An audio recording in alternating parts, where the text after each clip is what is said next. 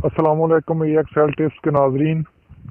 तो आज किसी भाई का सवाल था ये कि जो औरतें होती हैं उनकी जो शर्मगाह होती है, शर्मगाह की खारिश या यूनी की खारिश इस मर्ज को बोलते हैं।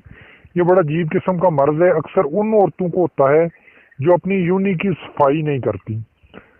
इसके लिए मैं इलाज बताऊंगा, लेकिन इसके लिए आपने जो पहला काम करना है कि जो शर्मगाह है उसके जो बाल हैं उसको साफ आपने करना है। मजहब से बालातर हो के किसी भी मजहब के हैं, अगर उसके बालों को साफ कर देंगे इस तरह का जो मर्ज है वो बड़ी हद तक आप बच जाएंगी। लेकिन अगर बाल साफ किए भी हैं तो ये खारिश होगी यूनी के ऊपर। तो ये बड़ा एक अजीब तरह का एक मर्ज है, शर्मिंदा कर देने वाला।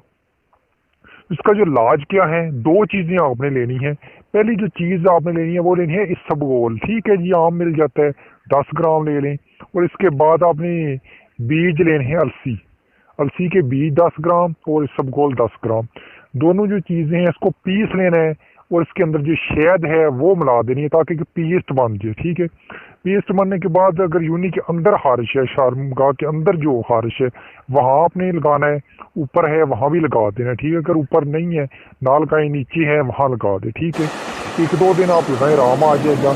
फिर मजीद इसको ना तकरीबन 1 हफ्ते तक आप इसको यूज़ करें और आपका जो मसला है हल हो जाएगा।